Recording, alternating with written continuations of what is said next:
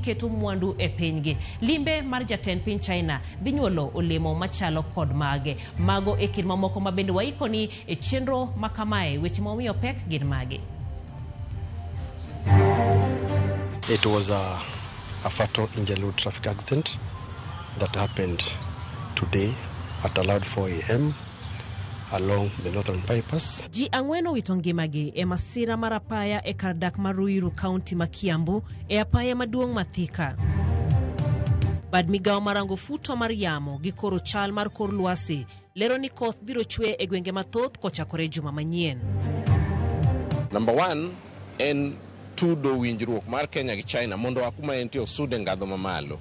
Number 2 en neno ni gigo ma Kenya projects ma Kenya nosechako to samoro pok orumo odhi mbele to ginyadhi mbele nande. Jatend piny William Ruto chano timo limbe mandalo ang'wen e piny China juma mabiro, limbe mogwele kod jatend piny China Xi Jinping.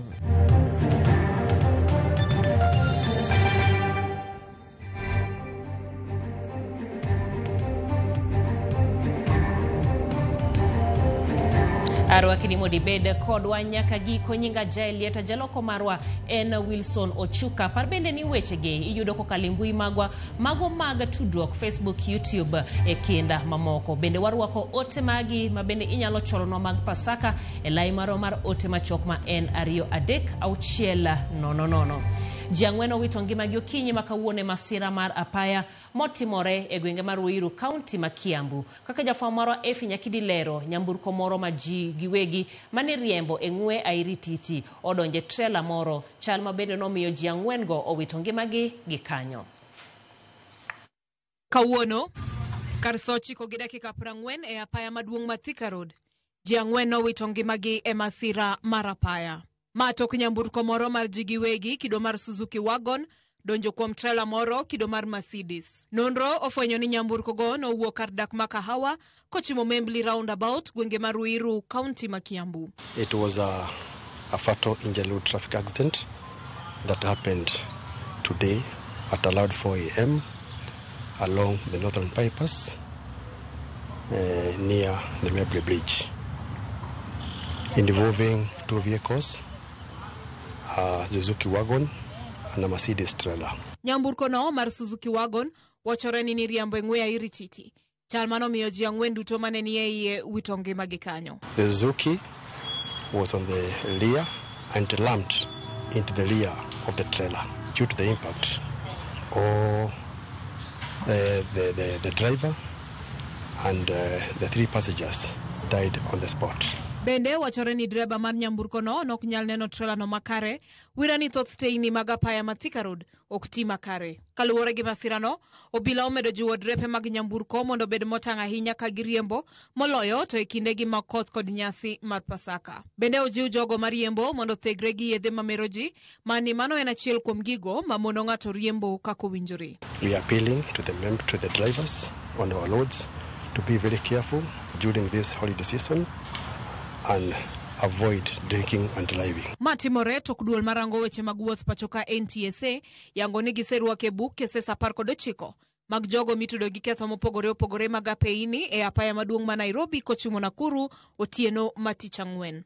Duol no bende osechako chenro matiyo gi yor lony manyasani apeini madito mafwenyo jogo moklu chike mag apeini. Chal migeno ni biro konyo duoko chien masiche mag apaya. Efi Nyakidi, Ramogi TV, Nairobi.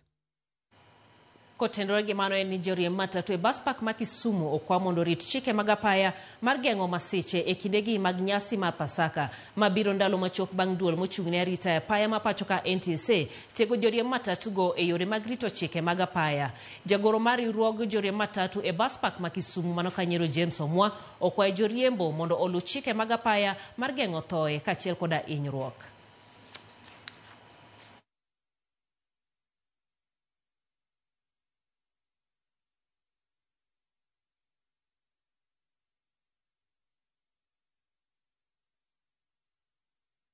Tarik 15 tich ariyo mar jumani nyocha wan kod romo e pap ka maduong' mar jo Kenaha, NTSA, County Traffic kod Assistant County Commissioner manochung' ne County Commissioner marwa mano puonjwa ni ndara marateng'no eno chalo pol mar stima ma ok mula oyuma ma sama idonje nyaka ibed very keen. Wamado jiwo jowa kendo wakwayo drepe kod joma tiyo matatu magen conductors gi drivers ni kiluwore kod chike mag apaya kendo wawuoyo gi jowa ma jowuoth ni sama idho mtoka temiranga hali mar chal mar ndara mar gari midonje kendo sasa magari riembe speed ma ok owinjore en dikumo more ka jawuoth mondo migol sauti mari kende kwer ni driver riembo matek ok wan misigo nikech ngima yudo dichiel ok wadwani mondo wawit ngima season mar Pasaka ma wan goni.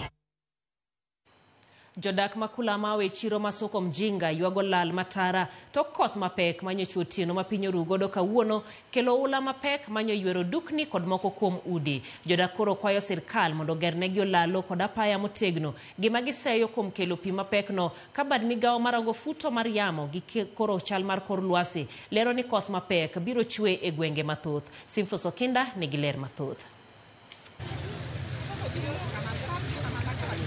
E chal mar chiro masoko mjinga mantiere kaunti ma Isiolo. Johala nochiwo kod buok kaluwore kod koth mapek manyo chwe otieno mar tich abich maler moketho mwandu manengo gi tara kendo dara mokuom jodak miechgi. Kaluwore kod jatelo mar chiro ni Steven Mwiti ma ok tin ne ute 200 nokethi kod koth mapek no. Ukiangalia venye maji ilikuja jana kama zile drainage ambazo ziko kule zimetolewa matope hatungeweza kuadhirika namna hiyo. Hii drainage tumekimbia kule tumeenda kwa municipality. Hawezi kuja kule kutoa ile matope wakisha kwamba maji kikosa barabara yake itatembea na zile drainage zilitolewa kule. Johala kwano lal mapek amoko kuom gi pino donje duknigi to moko duknigi duto no yuer. Mekuta chakula yote liko maji, sijui nitaanza wapi, sijui nitafanya nini. Kuna watu walikuwa na onda zao, sijui naenda kuambia nini kwa sababu sasa niko stranded sijui. Actually nimepata hasara kubwa sana hapa. Ukiangalia kama hapa kuna mbanda za unga, kuna michele ambayo imeharibika huku ndani, kuna sabuni, kuna spaghetti, kuna vitu mingi na hata huku ndani kuna ngunia za mahindi, kuna za jage ambazo zimeharibika. Actually nimepata hasara kubwa almost 60,000 hapa. Lucia Manyara manigi ng'ol mar wuotho lero gi lit kaka ojende moko emano rese lakto ikine mapi nyoywero ode. Ila likuwa nyingi ya China saa 5 ndio anja kumomoa tukachindwa usiku wenyewe nilipewa na wakijana wakaniweka kwa kitanda iko na maji iko ndio nililala na maji mwenyewe. Si ya watu na kitu hata chakula ya kukula hata nini. Unaona bila na edefungana pale, unaona bila alifungana pale mpaka ikaenda yote. Nikawacha hata hii nguo niliweka, nilikuwa matope mimi hata mimi mwenyewe. Nilikuwa hata matope nimechindwa hata na kuongea ni wakijana bali nibeba. Jodago ywak ni sirikal osejwango gi kuom kinde malach kage wacho ni lal makama ubiro kalore kod olalo mana los marach. Ile kitu tungesema serikali kwa sababu tunajua kuna pesa inatengangwa ya dharura. Ya dharura ya kusaidia maskini.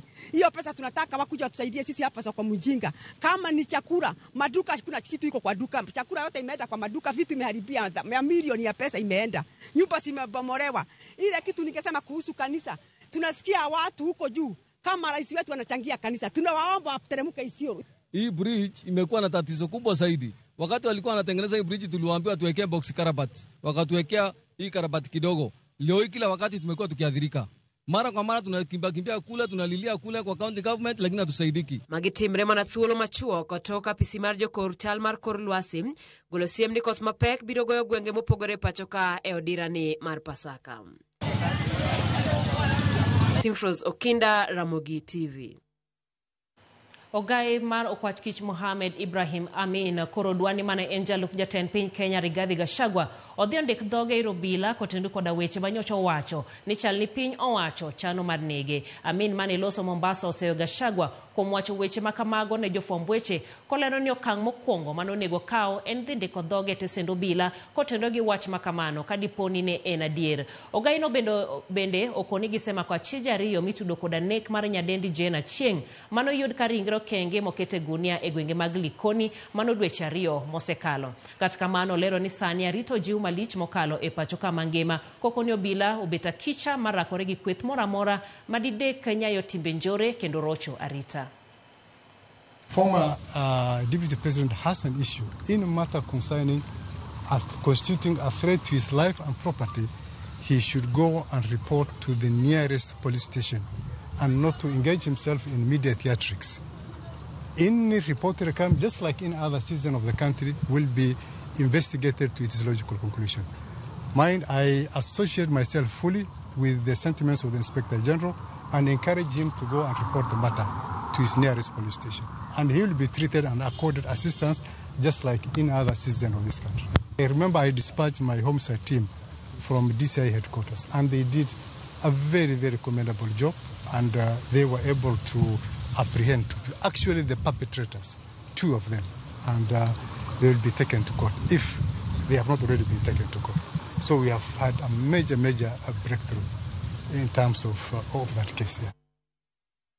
Jatend piny William Ruto chano timo limbe mar ndalo 4 e piny mar China juma mabiro kochakore chieng' tarik 22 nyaka tarik 26. Limbe mogwele kod jatend piny mar China Xi Jinping. Mae biro bedo limbe mar Ruto e piny China e thuolo matin ne dweche 6 ka limbe Ruto mogik e piny China ne en dwe mar 9 higa mokalo. Kane ochopo e romo mar ohala to limbe Ruto e piny China nyiso ang'o ne piny Kenya ahinya to e kindegi ma piny Amerika osebedo ka gore lweny mar ohala e kindgi koda piny mar China. Sharon Ongao kolo wach ni matut. E limbe mare mochano timo juma mabiro, jatend piny William Ruto biro limo piny China mana bang' dweche manok toka ne ochopo e romo mar ohala matudo piny China gi pinje mag Afrika midendo kaka FOCAC e pinyno e dwe mar 9 mar higa mokalo. Ma en limbe moyiedhi ma jatend piny timo bang' ka ne ogwele kod jatend piny China Xi Jinping. Wach ma jalonye weche mag tudruok e pinje maoko Gordon Kachola wacho ni keto piny Kenya e opara manyime. Mondo mi ker yud state visit China en gino mais nitiere gimonyiso ni piny Kenya en ne pinje maoko. Nyapano no yudo state visit e piny mar Amerika, iga poko luoro chako yudo state visit e piny mar China. Kata kamano, e kinde modhi e piny China, en gino mane ma jopiny nyalo bedo godo ni limbe no dhi kelo? Number 1 en tudo winjruok mar Kenya gi China mondo akuma entie osude ngadho mamalo. Number 2 en neno ni gigo ma Kenya, projects ma Kenya nosechako to samoro puku rumo odhi mbele. To ginya dhi mbele nade? Projects gi nyama na dhi mbele ka sani Kenya ok nya dwaro gowi. Kenya bro dhi manyo kako nya donje gi miluongo ni PPP, Public Private Partnership, mondo mi joelni makocha obi otim projects go otieki kagisetieko to koro gine magi bro yude yuto for a period of time. To jo Kenya bende onego ng'e ni e seche mwuowe ni kapok ochopo kuno wan gi gop jo China marom nade to mpango wa mar chulo gopego en ang'o gang'o. Dipo ni achiel kuom gik modhi discuss en kaka jo China nyalo medo wa thuolo moro matin mondo wayud kaka wachulo gopego. Koso en dhi kawo gowi machielo kawo kamano to en ang'o kendo magi nyalo discuss mopogore gi mago. Limbe Ruto bende gedo ni biro kelo tudruok makare gi piny China. Machore no chumi mare osebedo ka dongore e thuolo mar namba 2 e piny ngima. Machiegni ne, pogruok mar ohala osebedo ka mienjo e kind piny Amerika gi pinje mopogore, moriwo nyaka piny China, kalure kod kwan atamalo magiketo ni mwandu madonjo e pinjego. Lweny magore kind China gi US, ka Kenya bedo strategic enough, to Kenya bro benefit. Kenya bro benefit nade? US ne chiwo development aid. Masani thothne molo atamalo 70 sani osegol. Koro development aid ni Kenya dhi manyo to ere kaka ginyalo fill gap manyowe gi piny mar US cha. Kamano achiel kuom gik ma an gadie ni tero ker US, ni tero ker China. Mondo mi gaps manye koro owe gi USAID, US in general, mondo mi oyud kako nya fill gi, mondo mi kick budget madhi bede midhi somdu mara 6 bed gi peka ahinya ne jogo masolo suru. Kakero kotimo mano, to wadhi yudo pek moloyo kata mane wayudo higa mokalo e osuru midhi chok chakre dwe mar 6. Aneno ka gima Trump dwa ni mondo duok ji te e piny ngima e mesa mondo otim negotiations manyien kuom tariffs mag ohala kata gik michaje wi ohala matimore kind pinje. Nikech king'iyo piny kaka mar China oketnegi 145. Koro kikompea gi marwa tineno ka gima chalni joka ema ne gidwaro mondo giri negotiate go, to nikech ok ginyal timo gi kendgi, koro chuno no kelo the rest of the world e mesa mondo ji negotiate manyien. To an kang'iyo to aneno ni ma opportunity thuolo makende mar Afrika mondo ka ji te odok e mesa to Africa negotiate kaka African Union, tok Kenya kende kata pinje matindo tindo gi kendgi. Wenge duto koro rito ber ma piny Kenya biro yudo bang' jatend piny tieko limbe mare e piny China juma mabiro. Sharon Ong'ao, Ramogi TV. E weche limbe machielo en limbe mane jotend siasa ma Migori kamoting'o governor, senator, women rep kod jod bura ne otime kar jot mar jatend piny William Ruto mano tarik 10 mar dweni. Wachore no nyago lemo kaluwore kod josiasa ge mabende nochopo kanyo. Gedo mar apeyni moting'o mano Mama Sara nyaka Muhuru, Posta nyaka Makalda kod gedo mar Alaptuke ma Migori ma igeno ni dhi chakore machiegni gin moko kuom dongruok ma jotend siasa e kaunti ma Migori wacho ni ne giyudo e kinde limbe margi. Jafwambo marwa Jo Juma Giler mathoth. Tok limbe ma jotend siasa e kaunti ma Migori moting'o governor, senator, woman rep kod jod bura ne otimo jatend piny Kenya William Ruto tarik 10 mar dweni. Futo ma yamb siasa e kaunti ma Migori obedo kod lokruok. Josiasa ma ande osbedo kod ywaruok mag siasa nyaka sani osbedo kayalo injili mar riwruok mar manyo wechego mag dongruok. Gino bende jokanyo mag kanisa, josiasa mawuok e kaunti moko kod oganda e kaunti ma Migori osbedo kakwayo kuom kinde mathoth. Wadhi State House kanyo mondo wawachi kode gik moko duto ma pes jo Kenya gi sirikand jo Kenya nyalo konyorego mondo bi olos ngimawa kaka jopiny obed maber. Wajumbe duto ne nitiere, Senator Eddie Okech ne nitiere, kendo gik miwinjo wacho kako no wacho kucho. Adwa nyisou ni riwruok kidhi dwar mondo dwar ne jopiny kelo duoko. Amor kasanya neno ka jotendwa wariwore waduto kendo wan e achiel. Nyiso ni wan jokanya achiel. Omiyo waduto wanyithi ot achiel, wawuotha gi era. Josiasa e kaunti ma Migori osebed ka ikono mondo koti kamoro achiel kaka josiasa mamoko ma oyier e kauntis kaka mar Homa Bay mar kelo dongruok e kaunti ma Migori. Gavana ma Migori kod jotelo mamoko e kaunti ma Migori e kinde ma juma achiel mokalo osebiro ka singo tiyo kamoro achiel ma kelo dongruok e kaunti ma Migori. Mheshimiwa Mark Nyamita wariwore ariwa mondo watine jogi.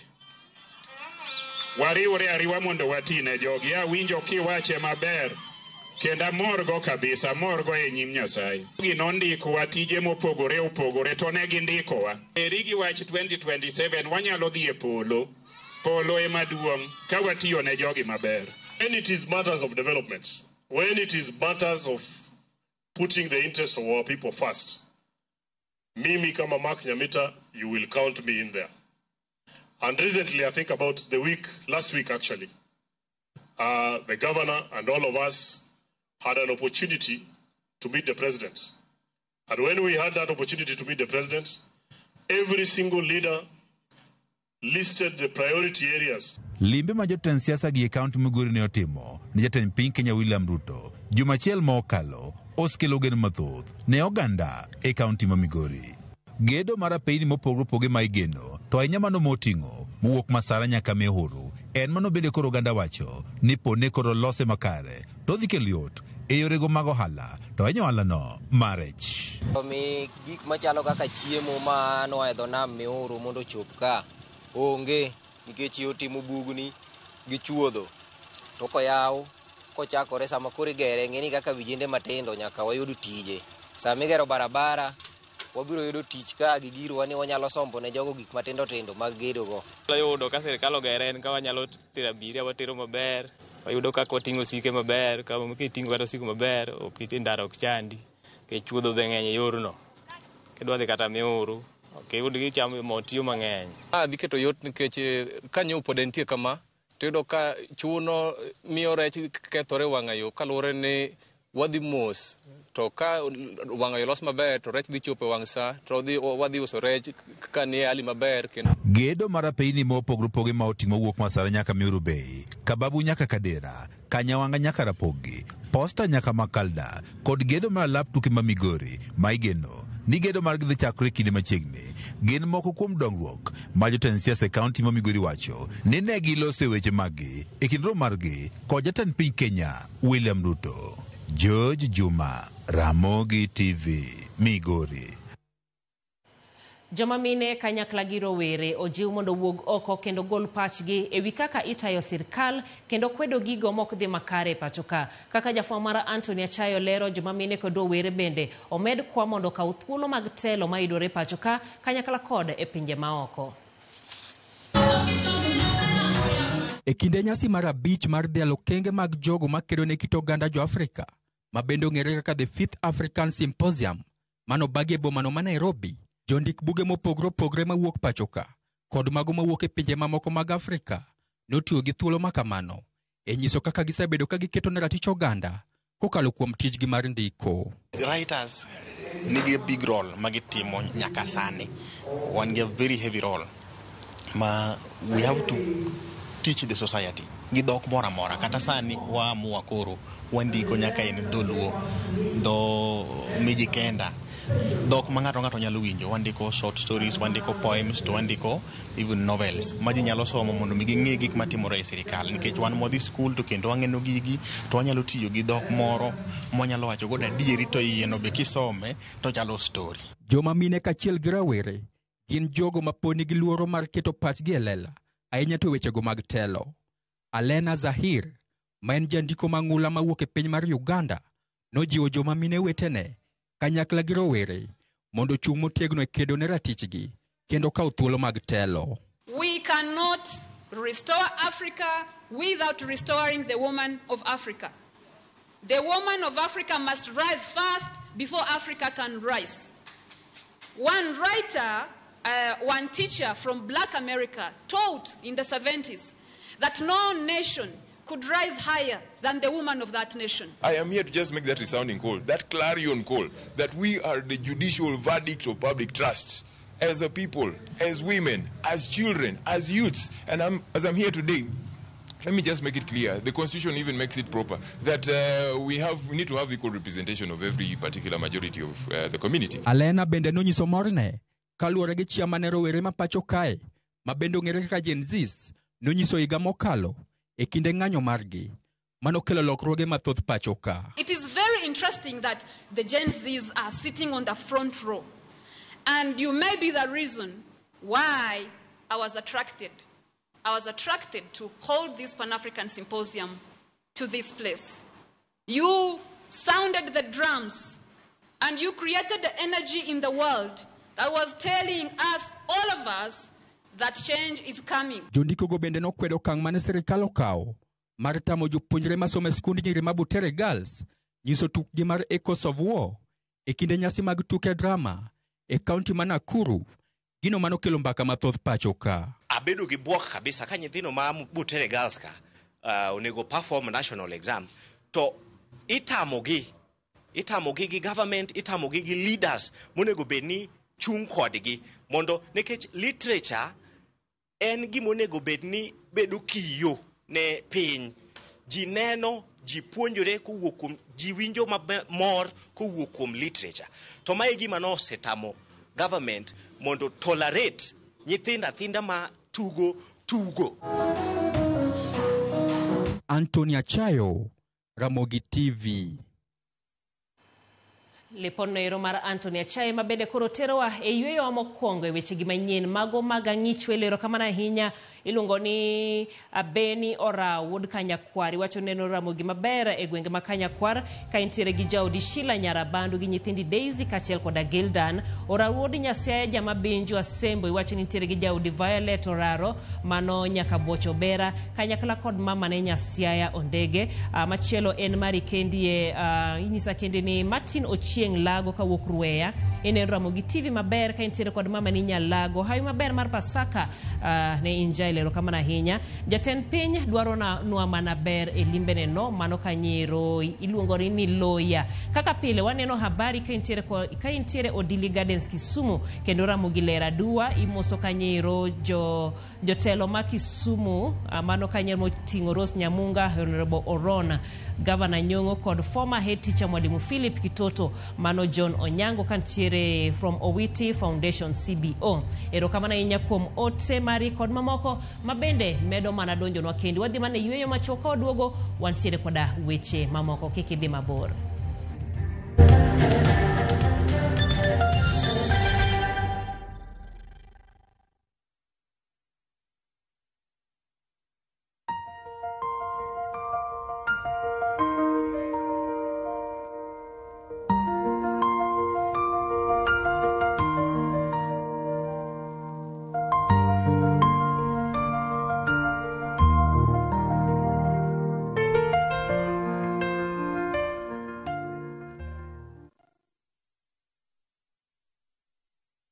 Royal Mabati Factory Limited, dukani achiel kende miyude rang'iny mamalo magoyo itado makare. Yud offers ma wan godo ka ichulo atamalo 40, iyud mwandu molosi chieng'no. Yue mos dala ka wakelo ni nono maonge chudo nyaka e dhot. Gochnwa e 07222 638 838. Tim order kokalo e www.royalmabati.com. Weche kod chike mantie nyaka lu.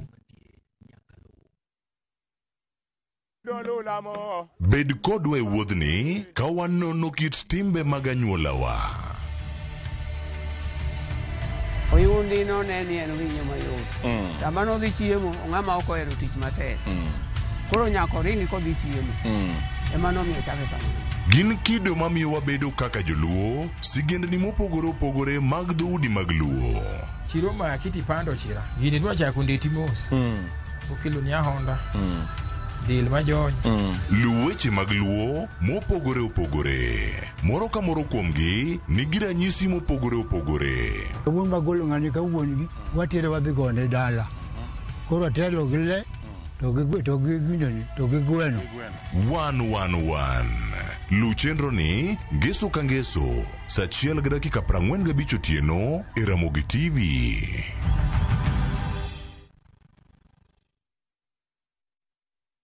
Marubani wanashinda pesa 50 in seconds on aviatashabiki.com. Naitwa Elijo Dhiambakumu toka sehemu ya Migori. Kazi yenye nafanya ni kazi ya kupaka rangi. Sabiki nimejua wakati niliona kwa TV. Sasa vile niliona watu wakiendelea kushinda, nami pia nikakuwa na hiyo interest ya kucheza. Sijai shinda pesa kubwa kama hii. Hii pesa kidogo nitafanyia biashara na kidogo naweza fanyia kazi ya kulima kwa sababu kule nyumbani sana sana tunafanya kazi ya kilimo. Mtu asikufe moyo, acheze tu, labda kesho itakuwa yeye. Win millions in seconds. Cheza aviatashabiki.com. Not for persons under the age of 18.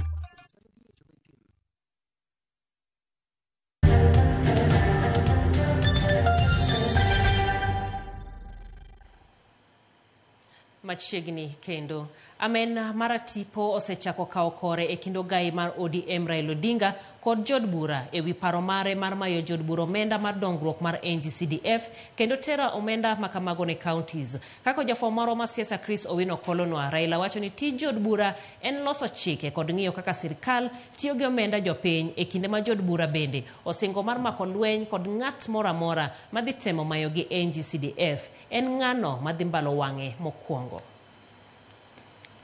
Omenda mar dongruok mar NGCDF olemo mamilimili ma pige osebedo ka tieko riyo mag oganda jo Kenya e do weche mag somo kod dongruok chakre higa mar 2003 sani koro ni e kinda kurga sumbi. Kata odoko ni NGCDF osekelo lokruok marieny kasulwe e thoth kuonde chung od bura ma pacho kae e gero skunde, konyo jopuonjre mochando to withe gi bith, gero osuptende kaachiel kod tesende obila. Tudruok mare kod jo od bura osekete kama poth. Thuolo mohewo nyadiriyo, doho oseyudo tudruok mar jo od bura kod omenda mar NGCDF, ataro mar chik kaluwore ni NGCDF en tich mar sirikal mamalo kendo tij jo od bura onego bed ng'iyo ka sirikal tiyo kod omenda mag jopiny. The fact ni wajumbe timo legislation, timo oversight, timo representation, at the same time gicha gitiyo gi pesa jopiny ni gine magi implement, ng'ama oversight gi to ng'a? That is the question. So gino kelo confusion e governance, and therefore an pacha en ni ka pesa ni nyalo kaw mondo tene counties to wabro align governance mondo bed moriere, mondo bed ni joma tiyo gi pesa on behalf of jopiny tiyo go to joma ng'iyo gi joma loso chike. Okay, to kam otamore titere court, idhi yale court. En ni ng'ato ok nyalo bet jatug mpira kasto kende ni referee. Nyaka yier achiel kuom ariyo. Kin referee tibet neutral, ing'e ka joka gocho. To kin jatugo titugo ne timni. Koro wabunge tijgi e katiba en rango kaka sirikal tiyo gi pesa. Mano gi dho ngere luongo ni oversight. To kinyal bet ni ine ng'ama dhi ng'iyo oversight to kendo iduogo gitimo gima jok sirikal onego bed ni timo cha. Mano nyiso ni imienori. E wi mano, doho mamalo ne ong'ado dwe mar 9 higa mokalo ni chenro duto mag NGCDF dhi rumo e giko dwe mar 6 higa manyien. Ogai mar ODM Raila Odinga e iko mar jating ndai mare machon George Oduor ne ochwado jood bura kod boka e wi omenda mar NGCDF. Raila ne ochako twak ma iyo timo kachieng' mar golo NGCDF e lwet jood bura kendo kete e bwo sirikal mag counties kaka yo mar tego sirikal mag counties, wach ma osenyuolo paro mathoth e kind jood bura kod jopiny. Gima tiyo kik wakethi, CDF tiyo. CDF ber mana 2.5%. I support ni counties onego med pesa. To wamed gima na shareable revenue from 15% to 40% gi functions maggi. NGCDF wajumbe minyalo gol gi chik. But it is a most devolved fund. Sani kata molo counties.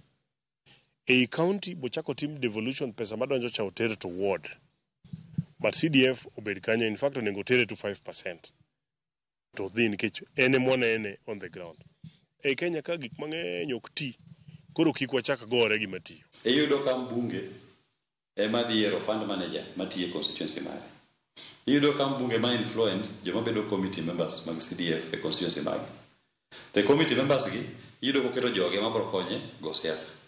Tiyudo ka mbunge bende ema yiero ni project mane midhi timi. Koro kuonde ma oneno ni onge gi support ok otere project. Jo od bura korka korgi oramo ni lokruok mane gitimo ne chik mar NGCDF e higa mar 2015 ne omayo gi teko moro amora e wi omenda makamano, wach ma jonon siasa to neno kaka miriambo mar odiochieng'.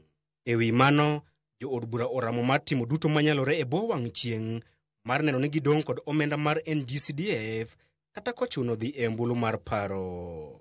Government ginyalo intimidate, okay? However, ginyalo intimidate court independent.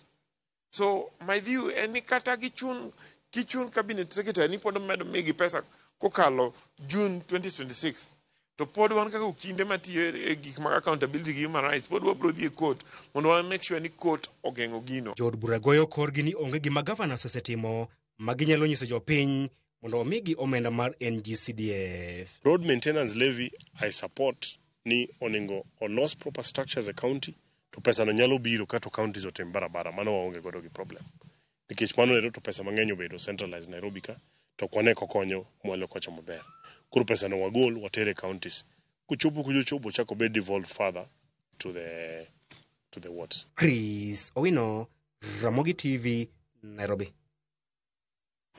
Piny owacho kokalo migawo mar arita omedo singo chenro mare mar tego sekta mar arita pachoka kolose National Youth Service mar Ruaraka kawuono. Jagoro mongirore migawo mar arita Raymond Omolo owacho ni gitimo mateka mar bero ngima apisa duto mag arita pachoka. Dr. Omolo puoyo ka tiegruok mar NYS kuom bero ngima rowere ma pachoka ka tiegruok ma giyudo miyo gibedo jo Kenya mabeyo morito chik. Omedo jiwo jonyuol mondo kaw okang' mar neno ni nyithigi odongo moriere ka rowere bende mondo omi jodongo luor.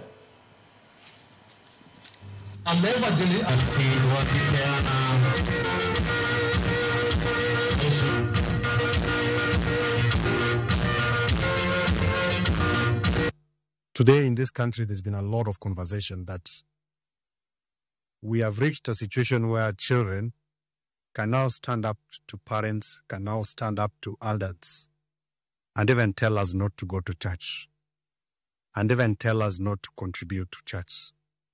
And for some reason, some of us cheer them on. The fact that we are an open society, the fact that we can say whatever we want to say and get away with it, we cannot allow our children, as their ill keepers, to just do things and get away with it when we well know that that is not the way of the Lord. For those who are interested in education or interested in leadership or interested in politics, there is a space for play politics. But that space is not in our classrooms, it is not in our schools, it is not in our churches.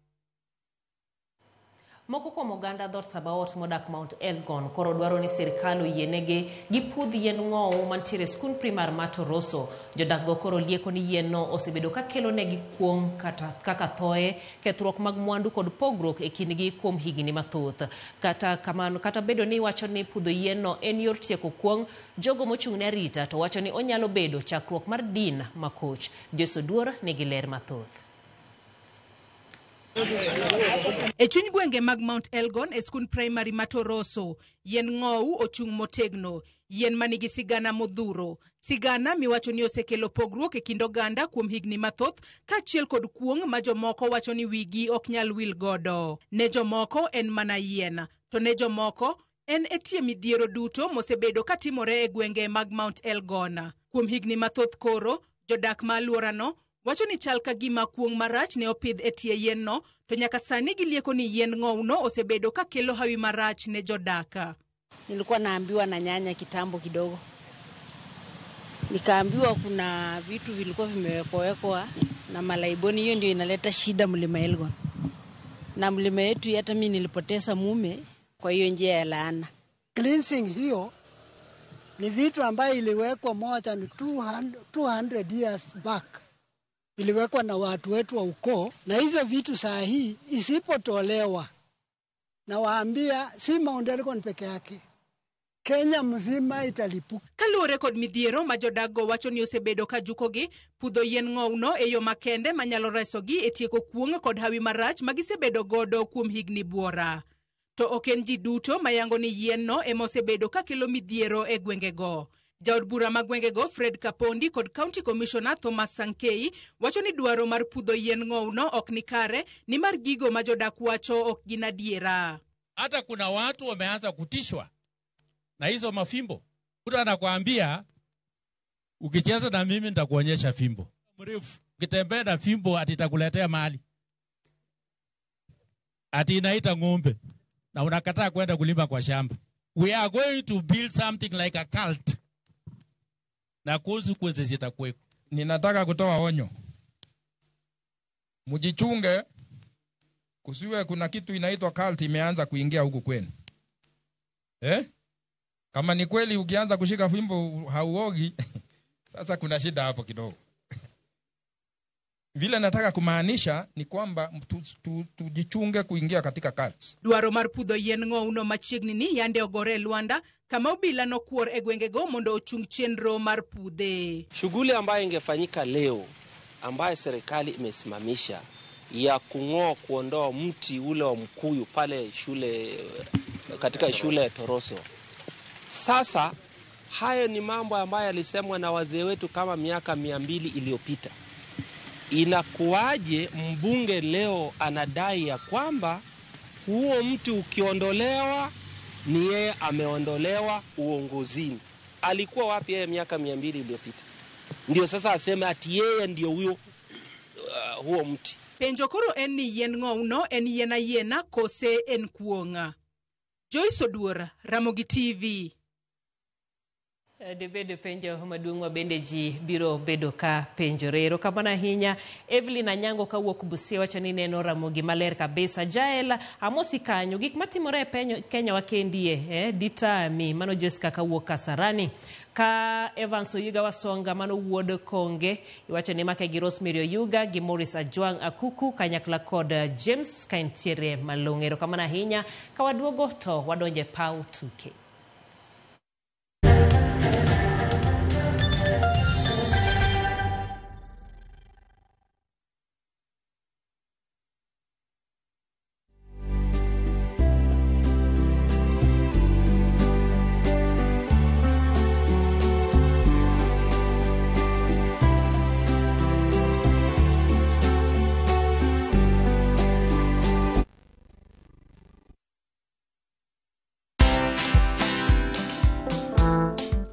didn't believe that I bought my Land Rover Discovery from just influencer money. Can anyone make money online? Yes. Content is like losing weight. You kind of have to just do it for a long period of time for you to actually see those results. Where money is a motivator, for me, fear and shame just don't exist, because this is how I'm feeding my children. Watch this story and more. Download the Citizen Digital app or visit www.citizendigital.com and find the Citizen Originals portal. Kenya's #1 app, Citizen Digital.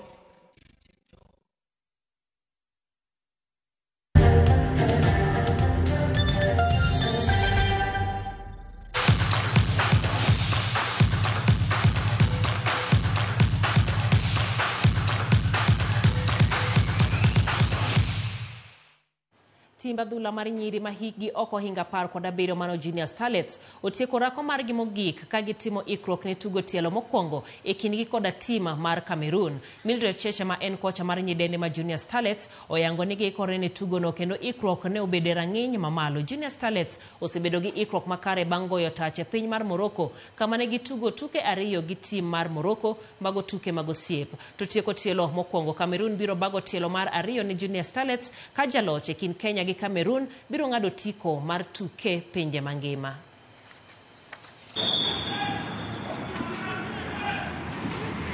We expect a very competitive match tomorrow because Cameroon is not an easy team. We are also not an easy team, so it will be a very competitive match. There are several areas that we've changed and several strategies that we will use tomorrow. So yes, there are a few areas that we've worked on and hopefully they'll work to our advantage. Hiyo game yenye friendly tulienda ya Morocco ili tu motivate cause Cameroon pia walishaicheza na wao, so hiyo every correction coach ametupea after hiyo game ya friendly match. Mimi najua tuko ready for tomorrow. Yeah.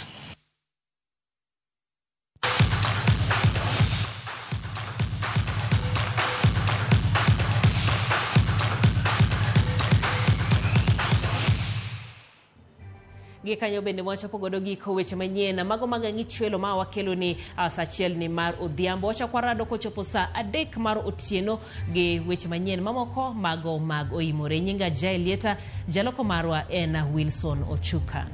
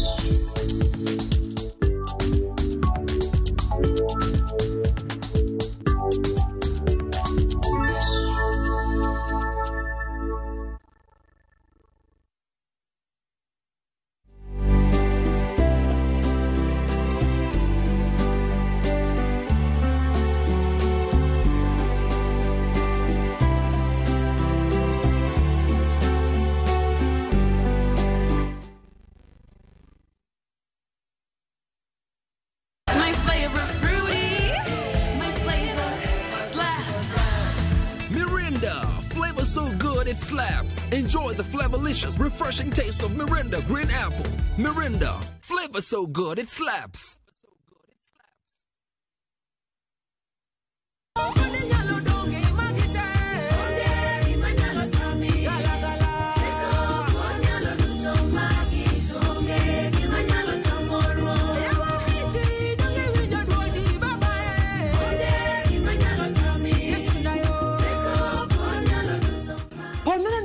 Wendni mar Yesu teko kuom ng'wono mar Kristo bonyesa star 860 star 416 hash to parniya Ramogi TV ene od jower duto te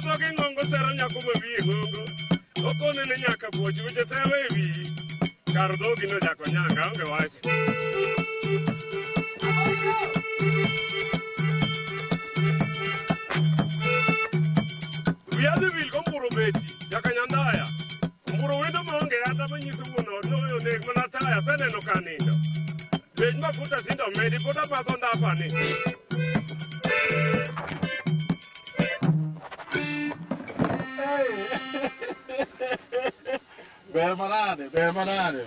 Hey, nem por amadondawa. Pase kwa mojo maraka kiwinyo no endo. Ma chino mar 111. O ma hikiru no koda James Rabala nyalo ngoni kwase Rajabu warga chieng wan tire dala marka boch. O wi minjo ma gongolo balich kamani ma gudo gutalie bobo. Ma kotho thum kaka ino gibero ni ma kotho thum. Ma kotho thum.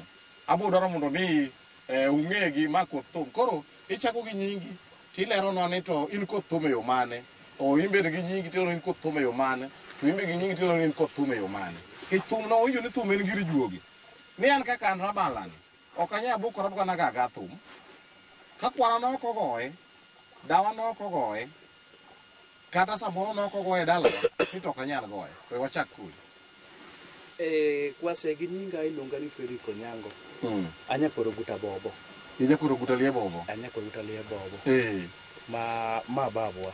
Koro mai wuonu monyuoli. Mai wuonu monyuola. Erokamano. Koro thum ni e kothu. Koro thum ni e kothwa. Anyalo paro kana chako go gini Rabalan gini na chake gi na lero kibui ma lita beach cha. Mano ne podo dala wani piny muolo kucho cho. Mane dala wani tira nyalo paro. Mana lero to na chake gi maro roto. Mana chako wego koro kane a school gimoro sa achiel kama odhiambo tago maro roto no. Koro nago maro roto no. Ma po kama oduogo ng'iyo na makoro nagoyo. Koro be chiemo jaduong' nyisa ni temane. Koro sama en dala ka to watemo kode ma po ka gini ong'iyo na masani kwa dhi oko to wadhi kode manyiso ni gino en gir kodhi magara chiemo ro nindo tang'e be ni gini ok nyal lal e lwet joko guta. Iwinjo kata kigoyo to mitni mang'eny omiyo wan kode to joma tindo wetu to nyalo neno ni gini en mar jodongo. Lakini kichir kijana matin ka ni lwer ngado nyabuko ni to kijana matin ang'o gige jodongo ge modhi. To ka ng'iyo gini e bende kuonde mwasedhi kode samoro na nyalo to kawo kadhi. Sibu setiri kuni mabor. To pok wagoye kode muda malach. An mane nondo manyalo wacho kuome wuod gachieng. To gini kuri luongo na ngimigone. Ma iluongo ni nyangile. To mane chudi. To mane sanduk. Koro gimigone tek koriwe iluongo ni go sanduk. Ma kora go sanduk. Koriwe te. Koriwe te kaka en ni. Adonjo kumi wi mang'ongo. Adonjo kumi koro imbe in koth thum. Koro ng'iso ni to ibero koth thum nade. Ere gima tudi gi jothumbe madongo mar piny luo. Gima tuda aneno ka thum ni en onge ting'o beti miting'o nungo. En asegoye higni gote to pok amiyo ng'ama ohinye wadgi ni thum wuod guta no hinye ng'ato. Kochako pod wabira ler ni jopiny ni to in ere tudruok mantiere kindi guguta lie bobo. Kichendo osewacho ni en gudo guta to wacho ni Nyakwaro guta. En wacho ni nyakwaro guta. Koro imbe de ler ni to tudruok mane mantiere kindi kich oguta lie bobo ne umbe ng'ongo ma kata dhi Tanganyika. Kata dhi na Uganda. Ti wacho nying oguta lie bobo ji ong'eyo. Tudruok matuda neno kama ne gir wuonwa wan be opidho wago motemo go kata puonjowa ma kamogike kod wanogike go. Koro mondo ne aweye olala ne ok aneno ka en morna to kech kata richo manosekele dala ne ok aneno. Koro mane tudruok momora kata sano miyo kata nyathino ka wuotho kode matin asiemo ne mana gino gi rieko ok asiem ne wang' ji akoni gini kik iwe lal koro tudruok no to koa na ber mana neno koa kuom wuono motuda. Pastor Koro Mojwang' jago mane diere mineno rwako nanga marachar nendo mano gudo guta lie bobo mano gu nyathi oguta lie bobo iwacho ni nyathi oguta maladi marabich mano nyathi oguta lie bobo marabich ineno ka juogi mar thum no ni kuome ineno ka wuon gi owene juog thum no endo ineno ka sani endo go thum kendo go kinanda makata mana wuode ni ineno ka kokadho kuome oseng'ego sanduku wadonjo iri. Gorga chieng an iluonga ni Odhiambo Tenga nying wa ywara go gweng' ka. Odhiambo Tenga. An wuod ng'ato no tenga nyithi arege makao gweno mon mabeyo kuom chuogi. Mane kaka jaduong' ne pakore ka gigo thum guguta lie konyango. Koro wuonwa go thum guguta lie bobo. Kanu guto a Tanzania modonjo ka. To en ema nochako go sandugni guguta. Koro wuonu mane go sandugni guguta. Baba na ne go sandugni guguta. Mano higa mar 1952. Kamano Rajabu. Koro ere kaka thum donjo kuomi ka. Koro in bende winjo mana kaka kidongo to chunyi ero mana thum. Kwase thum ni kane gigoye guguta. To kane gibiro dalawa to ne gigoye mama na bende ne jawer mar dodo. Koro sama nitie budho matin ka jaduong' gi wende. To oguta nyaka ne bi nekech nosiepe. Koro naneno kaka gituo mongolo ni. Koro nabedo gi interest mar goye gi gima naneno ka gitim. Koro nachako gi sandugni sama giweye kata ka thum onindo odwa to koro aba tuome matin tin. Kaeto adonje nyangiro ongeng'ni. Koro bang' donjo ongeng'ni Rajabu to adhi mahere nyaka skul. Koro ka gike skul to ochako puonja weche mag thum gi japuonjna moro ni Mr. Elias Nyagamba. Koro to nodwoke koro nopuonjo orutu kaka nyithi skul. To nadhi agoye standard mang'e go orutu go bete. Koro bang'e no to ka koro abedo ng'ama duong' masekendo tayudo ni koro thum ni gir duong' ma koro ok wanyalo were gi wudo guta. Koro wagoye kama gini oseterowa mabor. To mama na bende kana fwenyo ne jathum ne jawer to nayudo ka an kuma nyalo mit na en olo wer kon. Koro an oluonga ni sound check war gadhiambo.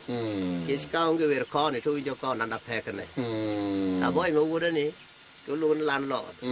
Aboy nyarwath thietho. Koro winjo kata kaka watudore no en gima noachon. Tibiro yudo ka oguta ne wuon gi to kawo thum e lwete. En wuod oguta to kawo thum e lwet wuon gi be. To abende wuonwa ne go thum guguta to kawo gine lwet babawa. Koro mane kaka ne wadonje thum ni. Kamano Rajabu. E gini moko na ng'isou ni thum uneno ni endi en juogi, en gir juogi. Nitiere weche ariyo madongo e piny luo ka, thum gi thieth gibedo ka gigi juogi. Ma ok inyal bukori abuka ni in ichung' malo gokinyi tigo mana thum. Tek mondo igo thum kamano tek. Nyaka yud nitie ng'ama nogoye e dalau kaka en iwinjo ni en nyakwaro guta lie bobo ma kwargi nogo thum. Kato maluwe no mano to koro wuon gi monyuole to koro wuon gi to koro wuod oguta ma bende oguta manogo thum achiel nogo no endo koro bende owene thum ma onanda mar oguta te mwaketo mbele wakani ma onanda mano oguta lie bobo go higni go higa mar 1952 kucho. Iwinje ni en o iluongo ni Odhisa o jakwara atenya udo tenga gwena magweno mon mabeyo kuom chuoge udo tenga gwena ni endi wawinjo wach wuon gi na ahinya udo tenga gwena to kakoro wuon gi motenga gwena mane goyo sanduk e higni mar 1952 kucho ka nonyuolo wuoyi to wuoyi biro no ka wuore ni bodoja doja mana jathum wuore ni go rutu malich ahinya to wuore ni endi go sanduk to wuore ni go ngeng gimora mora go kuom thum ka endi nyiso ni thum oluwo korgi kwaduogo matin wuoro utalie bobo dago mondo mi wagoe mbaka matin ewi wuonu jathum mane wachne lich ahinya mana mathin kato koko bire sigandi Oguta lie bobo ne onyuole higa mane? Oguta lie bobo ni onyuole Second World War higa mar